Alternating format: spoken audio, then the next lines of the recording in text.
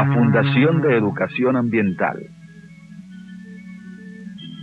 y el Ministerio del Ambiente y de los Recursos Naturales Renovables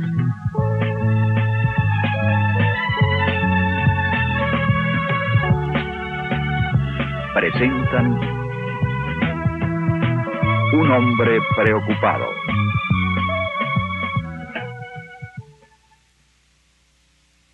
Dos días atrás, hurgando en la biblioteca, cayó a mis pies una figurilla hecha en papel doblado. Me incliné para recogerla. Se trataba de un cisne. La suave textura del papel insinuaba la grácil figura del ave. No recordaba cuándo decidí conservar aquella manualidad de la infancia, pero en sus alas de papel voló el recuerdo hasta el regazo de mi madre.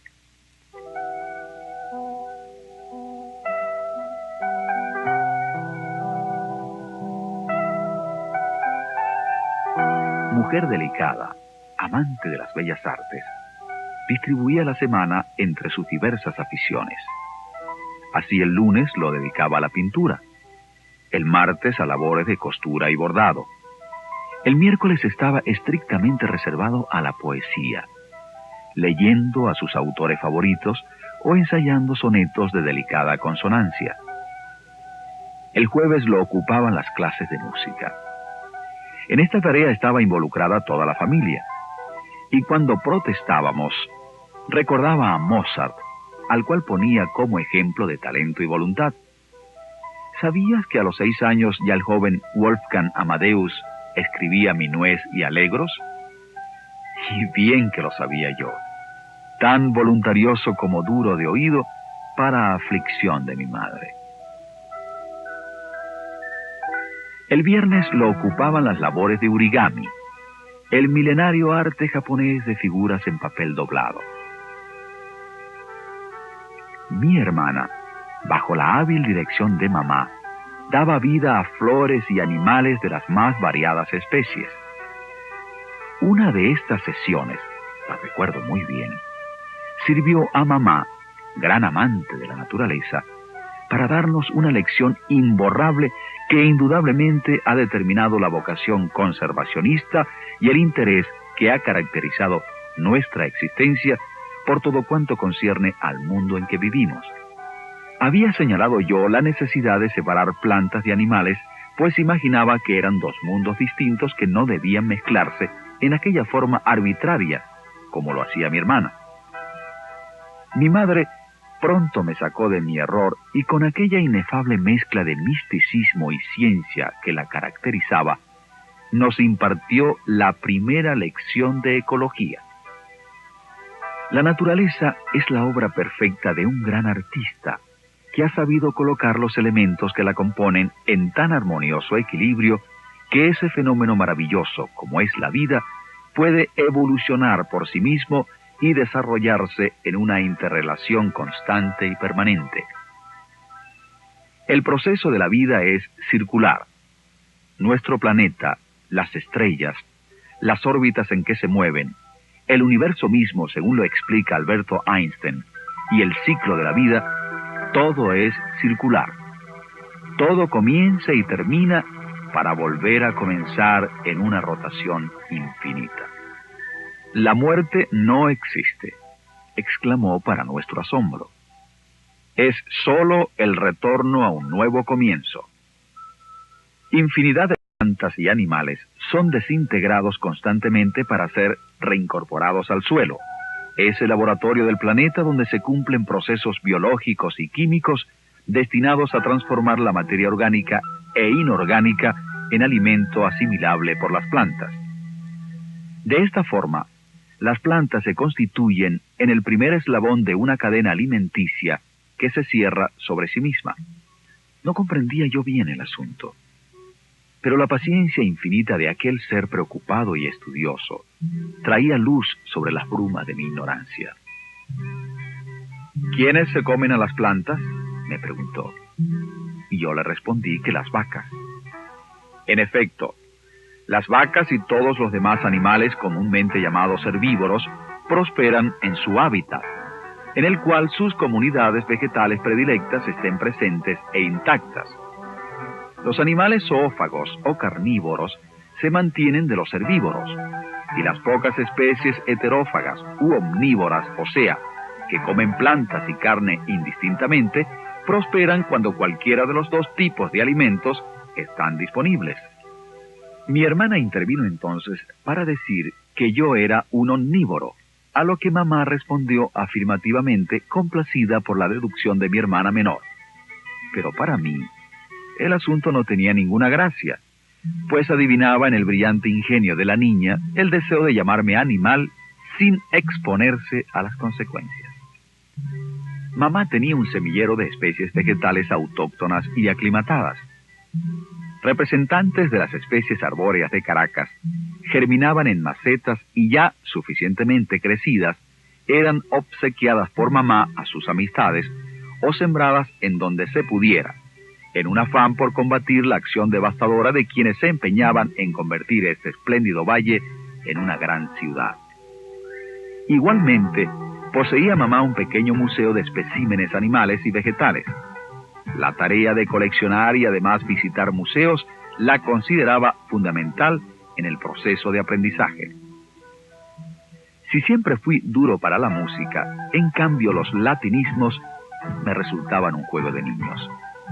De esta forma, me fue fácil reconocer las especies más conocidas por su nombre científico.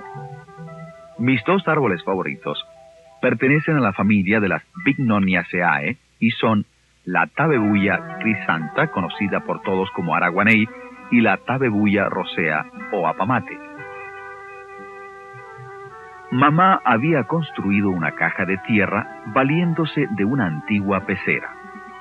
Era un corte transversal del suelo destinado a mostrarnos su constitución y cómo la fauna determina sus cualidades. Los suelos que producen plantas no existirían a no ser por el trabajo paciente y eficaz de la fauna, decía mamá. El radio de acción de la fauna se limita al estrato superior. Las lombrices de tierra trabajan hasta 2,5 metros de profundidad. Esta ayuda aumenta el vigor y la fertilidad de los suelos mediante la creación del sistema de agujeros y cavidades por los cuales pueden circular el aire y el agua y en cuyos espacios pueden establecerse los microorganismos, hongos y bacterias. Son los laboriosos seres animales los que fabrican la sustancia del humus, esencia de todo suelo productivo. La respiración animal, por otra parte, suministra el dióxido carbónico que es indispensable para el crecimiento de las plantas. Acompañaba estas explicaciones con la adecuada mímica y todos la imitábamos haciendo respiración profunda, afanados por suministrar mucho dióxido de carbono a las plantas de mamá.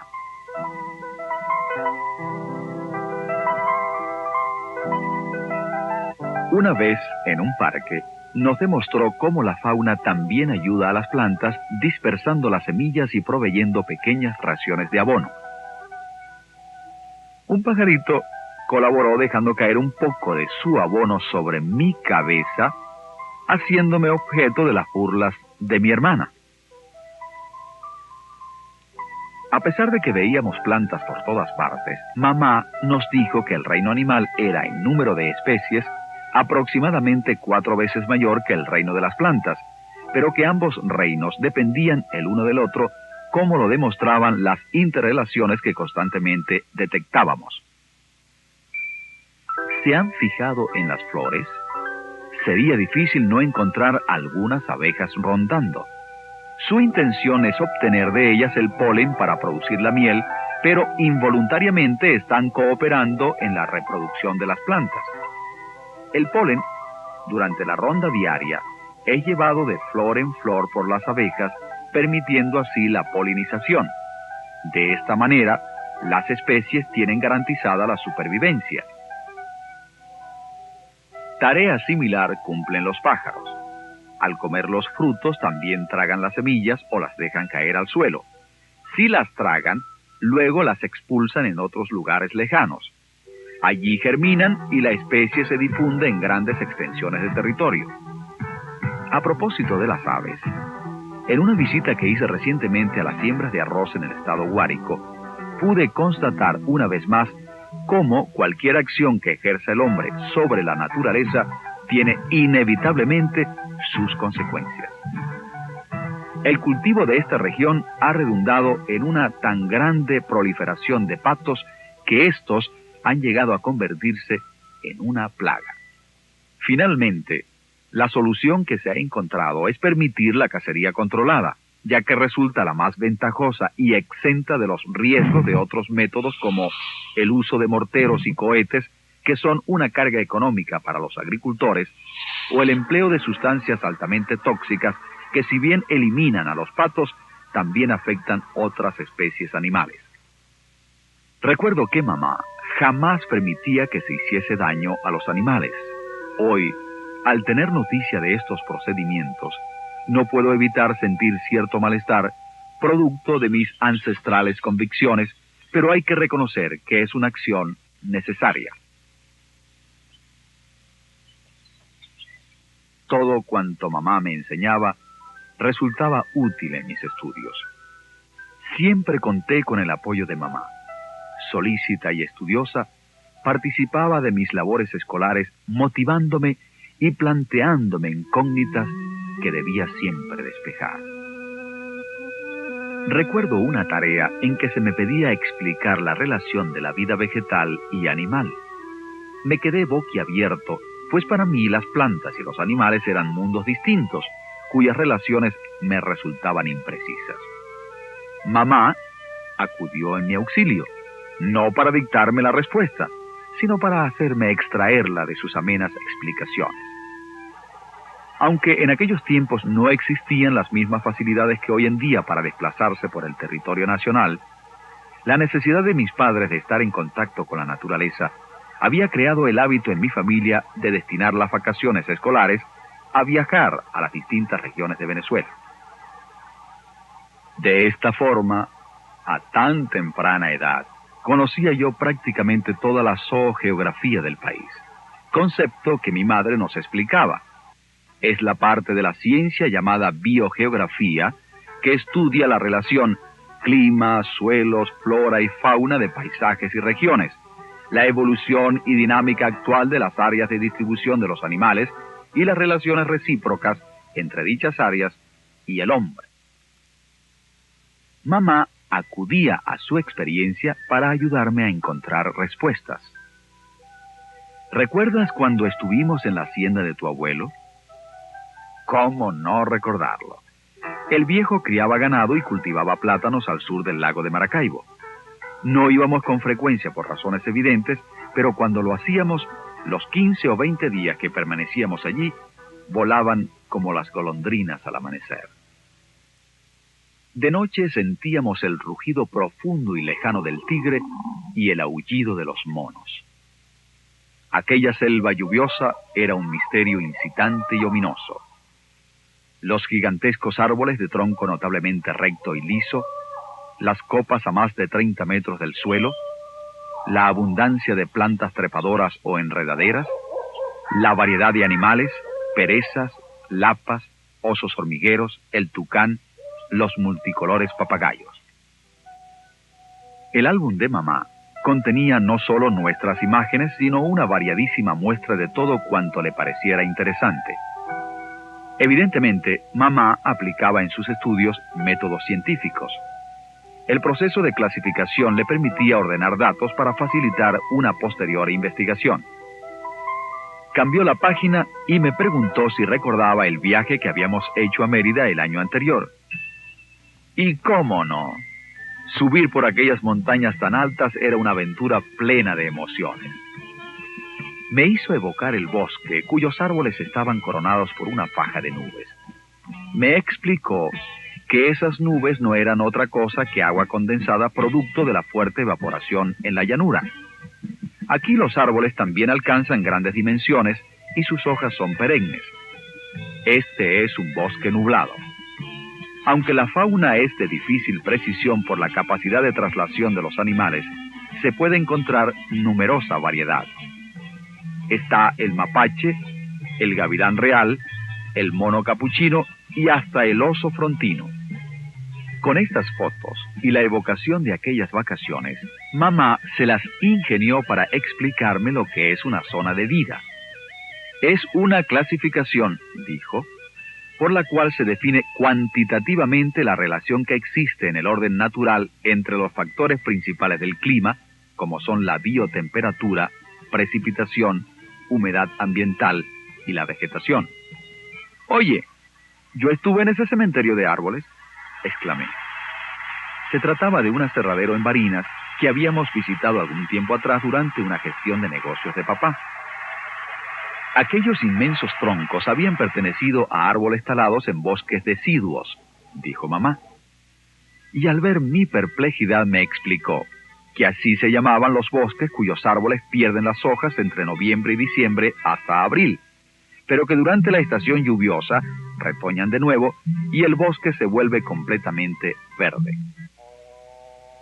Los árboles de estos bosques son considerados como los de mayor valor económico y sus suelos los más apropiados para la actividad agrícola y pecuaria. En el inmenso bosque deciduo, el número de especies vegetales puede calcularse en centenas.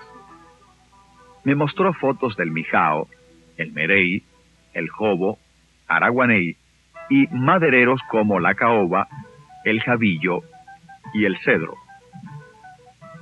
La variedad y vastedad de aquella riqueza vegetal y animal me colmaban de asombro, pero recuerdo las palabras de mamá, dichas a media voz, como un triste pensamiento, que años después supe pertenecían a la silva de don Andrés Bello.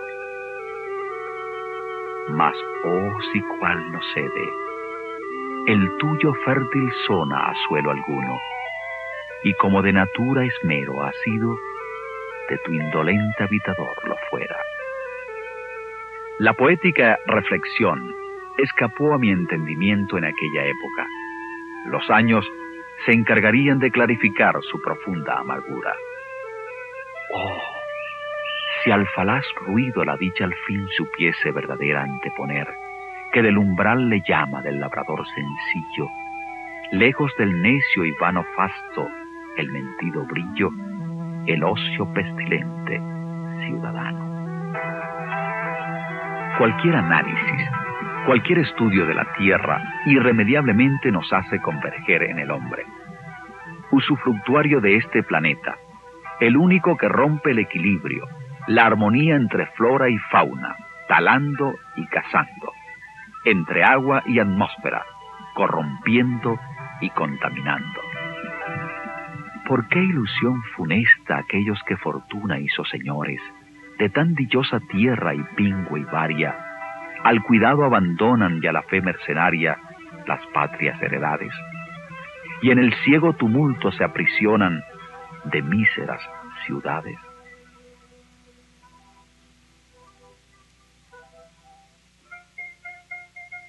Sabana, propicia para el esfuerzo como lo fue para la hazaña.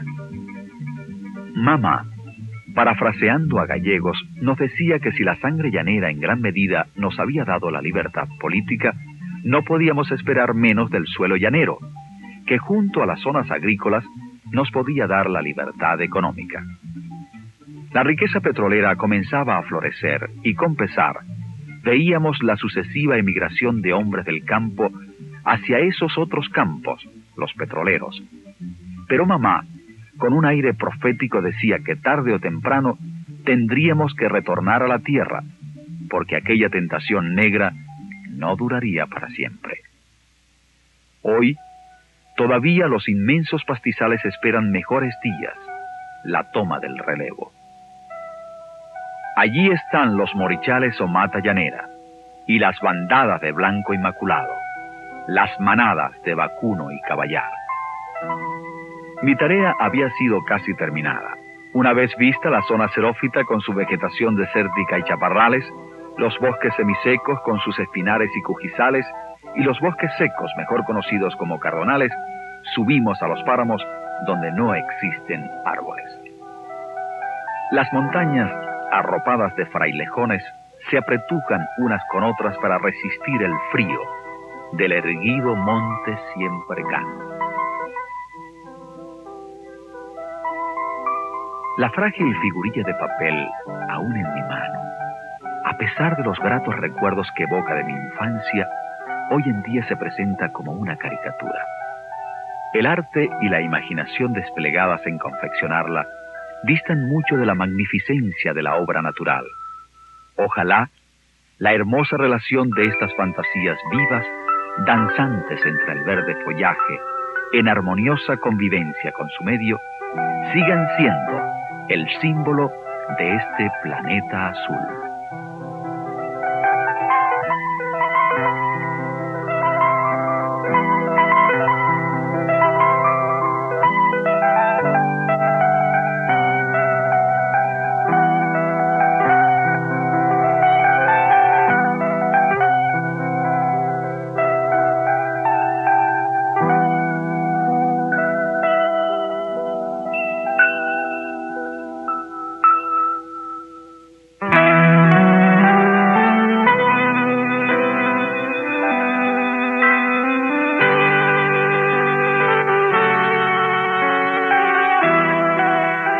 Mozart, al cual ponía como ejemplo de talento y voluntad. ¿Sabías que a los 6 años ya el joven Wolfgang Amadeus escribía minués y alegros? Y bien que lo sabía yo, tan voluntarioso como duro de oído para aflicción de mi madre.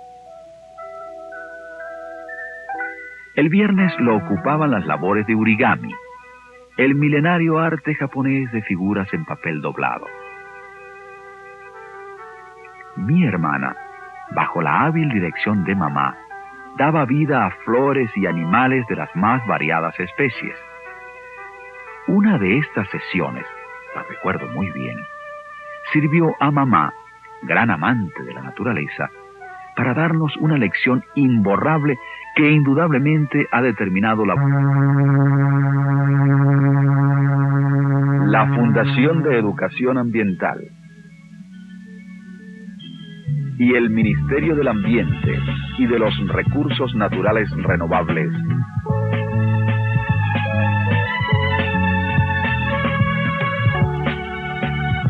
presentan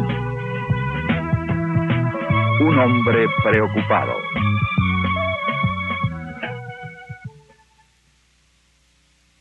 Dos días atrás, hurgando en la biblioteca, cayó a mis pies una figurilla hecha en papel doblado. Me incliné para recogerla. Se trataba de un cisne. La suave textura del papel insinuaba la grácil figura del ave. No recordaba cuándo decidí conservar aquella manualidad de la infancia, pero en sus alas de papel voló el recuerdo hasta el regazo de mi madre.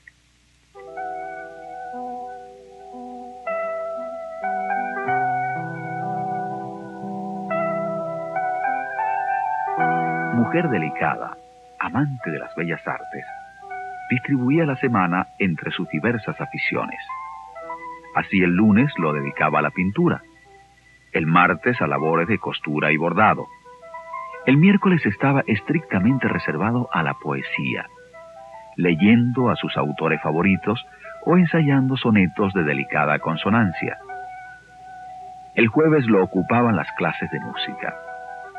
En esta tarea estaba involucrada toda la familia, y cuando protestábamos, recordaba a